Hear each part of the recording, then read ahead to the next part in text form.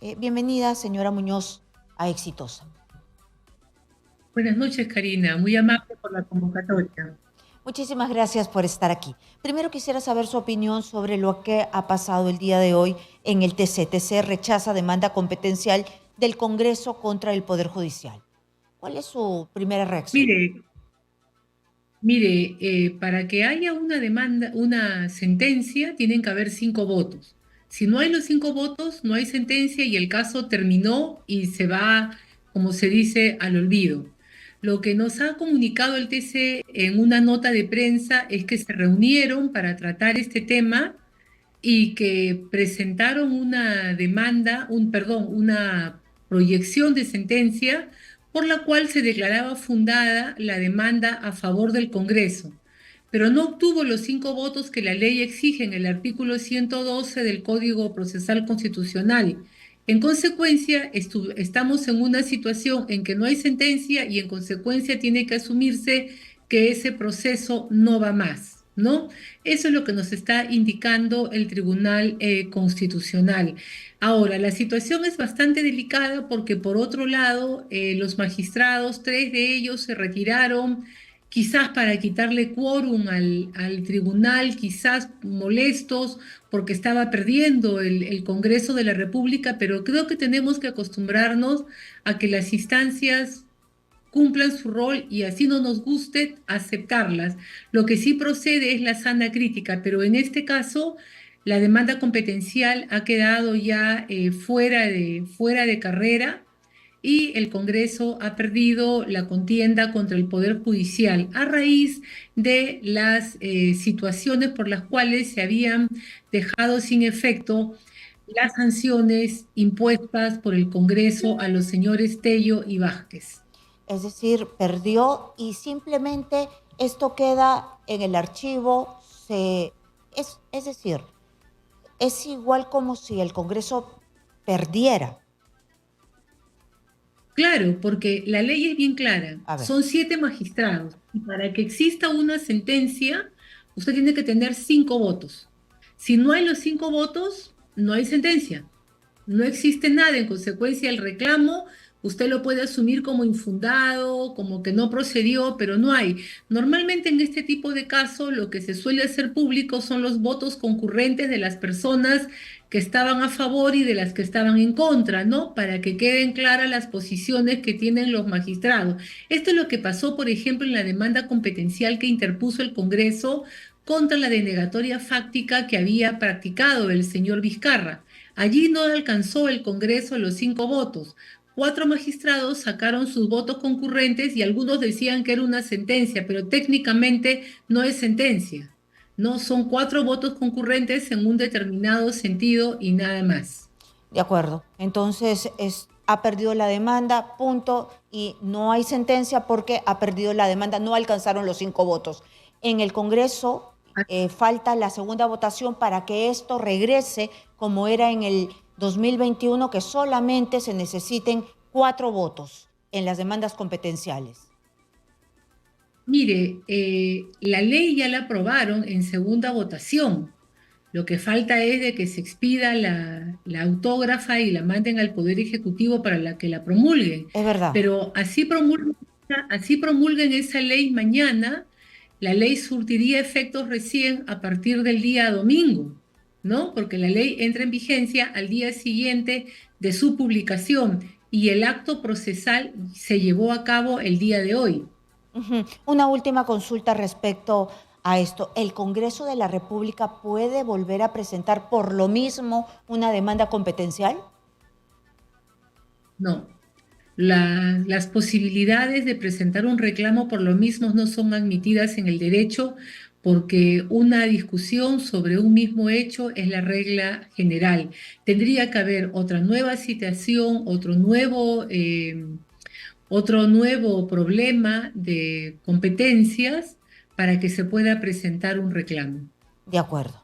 Ahora me gustaría, por favor, que usted nos explique, porque he estado escuchando atentamente una columna que usted publicó sobre qué se puede hacer, porque parece que estamos en el caos sin rumbo.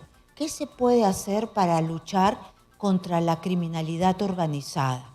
No hay derrotero, no hay un camino y parece que no somos los únicos en esta búsqueda. Ya los otros países en Latinoamérica o en América nos llevan eh, un camino por delante.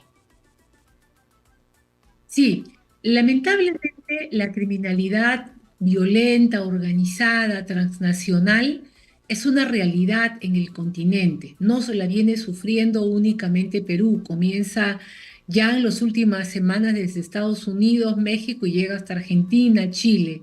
Entonces es bien interesante analizar cómo los países se están preparando jurídicamente para poder hacer frente a esta lucha, ¿no?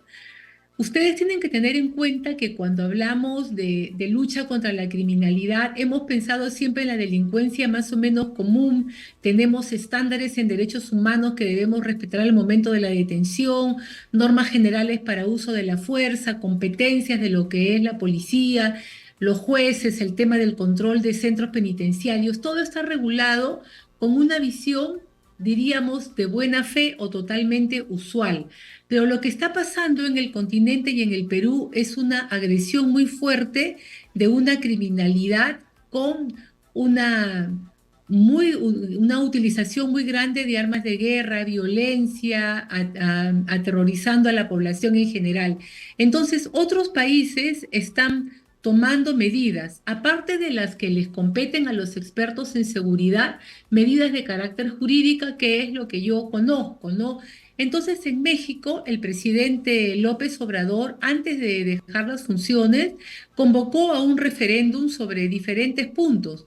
Entre ellos estaba la posibilidad de que la policía pase a lo que le llaman la Guardia Nacional. Tienen diferentes nombres en cada país, pero para facilitar la conversación voy a hablar siempre de policía y Fuerza Armada, para que la policía pase a ser como un arma, una entidad que depende de la Secretaría de Defensa, a efectos de que de manera conjunta las Fuerzas Armadas con la policía puedan hacer frente a las organizaciones criminales, ¿no? Entonces, eso en México junto con otras normas.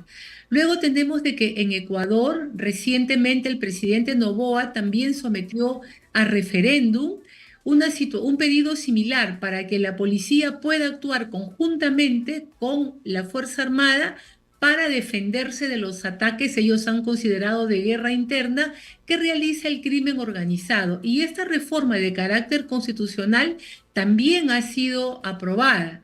Luego tenemos que en Argentina, que tenían una violencia muy fuerte en la zona de Rosario, han presentado también un plan especial que implica unas modificaciones legales por la cual también la policía pasa a pertenecer a una entidad como el Ministerio de Defensa para que de manera conjunta tengan esa lucha contra el crimen organizado.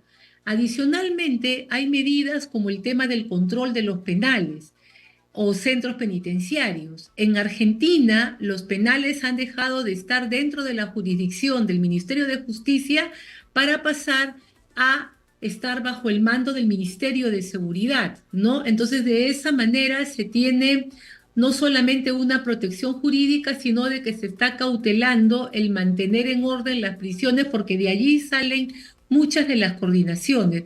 Y el que trabajó en este tema con antigüedad, hace 5 años, ha sido El Salvador, que El Salvador estableció también normas de control territorial, jueces especiales y trabajo conjunto entre policía y Fuerza Armada para poder contener a todo lo que es la criminalidad organizada.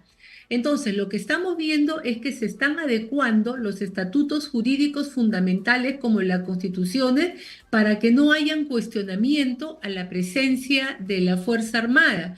Ahora, los señores de la policía en los diferentes países de la región también vienen siendo seriamente cuestionados y llevados a los juzgados ordinarios porque se considera que incurren en tortura o en abuso o de repente en inadecuada utilización de sus armas. Y se está discutiendo mucho los delitos por los cuales ellos pueden ser denunciados en el contexto de lo que es el uso legítimo de la fuerza, que es una potestad que tiene el Estado para mantener el orden. Entonces estamos viendo cómo en la región los temas que nosotros también tenemos sobre la mesa se vienen trabajando no solamente en un gabinete, sino con la participación de la ciudadanía a través de los referendos o las consultas populares. Y se está cambiando la Constitución y otra serie de normas fundamentales para poder tener un respaldo y que el Estado no termine siendo hackeado por las organizaciones criminales, que son las primeras en reivindicar el respeto de sus derechos fundamentales.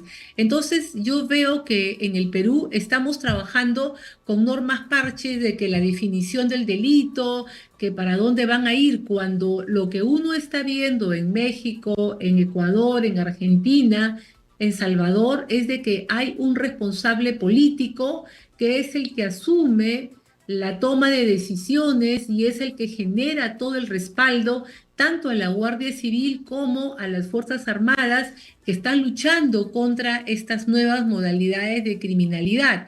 En el país Ese, todavía no vemos esta ajá, ese criminalidad. responsable político casi siempre es el presidente de la República, porque acá lo que no vemos son liderazgos.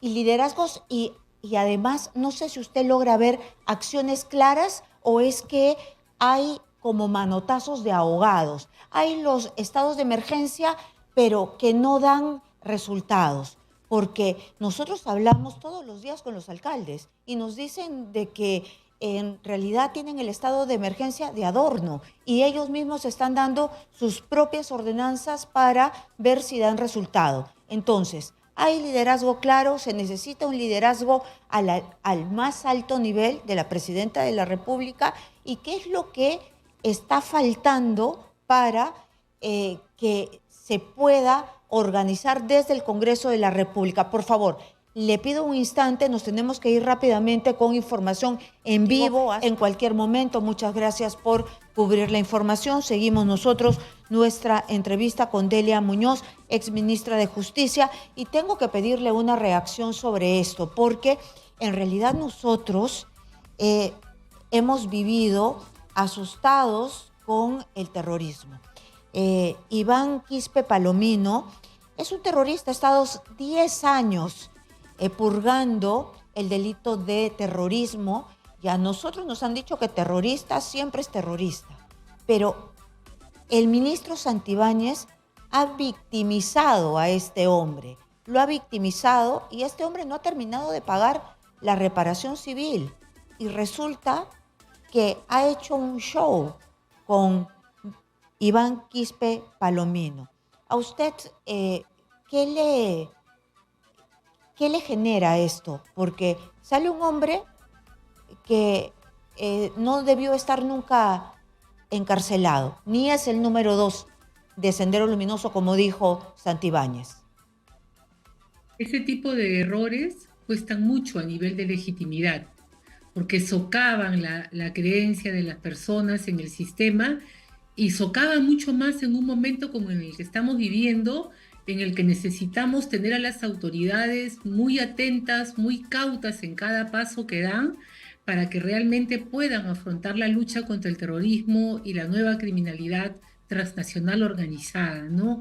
Entonces es una situación que realmente yo lamento mucho porque genera mucha expectativa, luego frustración y termina casi casi en el nivel de papelón, como decimos coloquialmente, ¿no? Y eso daña la imagen de las autoridades. Ojalá que tengan más cuidado, que se hagan las verificaciones antes de correr a los medios. Yo siempre siento en los últimos tiempos de que las autoridades andan buscando el titular, la noticia, y no saben de que a veces uno tiene que trabajar más a puertas cerradas para precisamente cautelar lo que se está haciendo y que no se dañe, ¿no?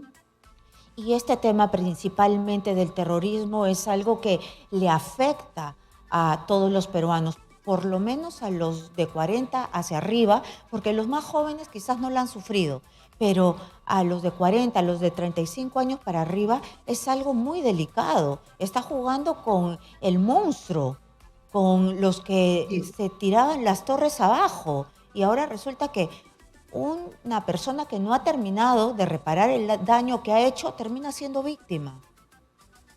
Mm.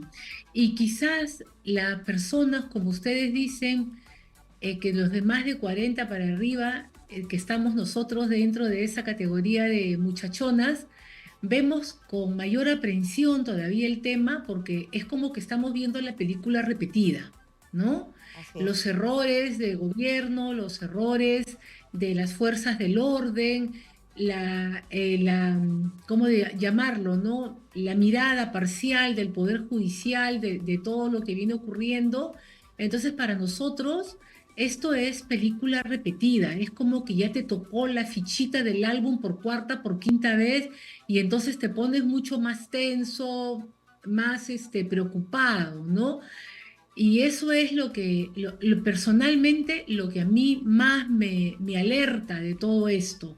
Y eso nos lleva a ver lo que está pasando en los otros países. Los otros países han tomado un liderazgo claro.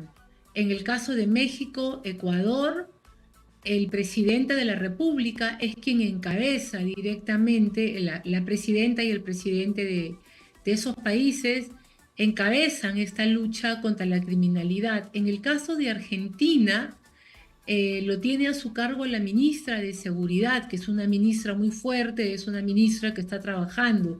Y lo que tú encuentras es que ellos dan el soporte político, pero con lo político y lo jurídico no se consigue la lucha que se necesita. Uno ve de que ellos están trabajando plan de inteligencia, plan de control territorial, están haciendo la cobertura jurídica, están trabajando normas de reforma en el sistema judicial para ver si es que se pueden crear o no fueros especiales o cuáles son los delitos por los cuales pueden ser juzgados los miembros de las fuerzas del orden, ¿no? Y en el Perú yo no veo eso. De En acuerdo, el entonces Perú yo me yo quiero quedar allí porque me tengo que ir a una pausa comercial para que usted me diga qué es lo que se puede hacer en el plano ya de las leyes y jurisdiccionales. Nos vamos a ir rápidamente a una pausa comercial. Regresamos con la ex ministra de Justicia, Delia Muñoz. Regresamos, no se vayan.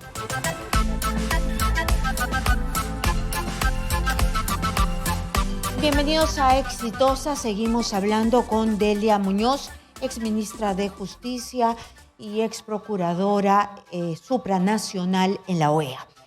Muy bien, señora Muñoz, nosotras nos habíamos quedado ya en el tema de qué hacer, qué se puede hacer según su perspectiva cuando hay un poco de desorden, un poco de caos, ¿no? Parece que no se ponen de acuerdo ejecutivo y legislativo para una propuesta. Han habido, no sé, como 16 propuestas para el terrorismo urbano y así se podría mencionar varias cosas. Hoy día, en la noche, el presidente del Poder Judicial está exigiendo al Congreso de la República que de una vez apruebe la ley de flagrancia. ¿Qué le parece a usted? ¿Por qué camino empezar? Mire, aprendiendo de las experiencias ajenas que señalan es la mejor forma de aprender, uno encuentra que los poderes están conversando, ¿no? Que están conversando los poderes y tienen un liderazgo único. Tienen que sentarse en el Consejo de Seguridad el Poder Judicial, el Congreso y el Poder Ejecutivo, cuando menos, y en privado limar qué cosa es lo que necesitan, qué cosa es lo que esperan, en base a lo que informe la fuerza del orden, la fuerza policial, ¿no? Para poder hacer frente a estos grandes problemas que nos están matando de manera cotidiana y no es coloquial, ¿no? Sino es real. Entonces, ¿qué cosa es lo que uno ve? Que el Congreso quiere sacar unas normas, el Poder Judicial quiere otras, la Fiscalía no está de acuerdo con lo que dan, el Poder Ejecutivo también tiene otros planteamientos. Entonces, en ese caos, ¿quién avanza? La delincuencia, ¿no? Entonces, lo que tiene que haber es mucha unicidad. No tiene por qué ser la presidenta quien lidere esto, lo puede hacer al estilo argentino, un funcionario, un ministro que tenga la capacidad política de convocatoria y la determinación para sacar adelante esto, porque no es una situación fácil, es una situación bastante complicada porque estamos hablando de cambiar algunas ideas, algunas formas de actuación que hemos tenido en los últimos años, ¿no? como por ejemplo todo lo que es el uso legítimo de la fuerza, donde vamos a tener de repente que incorporar también a la Fuerza Armada en un nivel no previsto por nuestra ley de uso legítimo de la fuerza, donde está señalada que la Fuerza Armada coadyuva a la Policía Nacional a preservar el orden, a efectos de resguardar aquellas áreas que requieran protección, ¿no? No está prevista una participación directa. Habrá que mejorar a nivel constitucional lo que es un estado de emergencia, habrá que perfeccionar los delitos. Tendremos también que pensar si es que el INPE va a continuar o no dentro del actual sistema o se va a tener una política de reforzamiento, una política de control de los penales. Ujú. Y también la adecuación de las normas. Si no adecuamos las normas para los juzgamientos y no damos presupuesto para que tengamos fiscales y abogados defensores de una manera oportuna, lo que pasa es que los que son capturados son soltados. Entonces son muchas las cosas que hay que hacer, por eso que hace falta tener una centralización política y una persona responsable que sea la que esté Ujú. empujando, la que esté viendo, que es lo que estamos viendo en los países En que los ya otros hemos países, reseñado. lo que sí queda claro es que en los otros países las Fuerzas Armadas tienen un papel preponderante.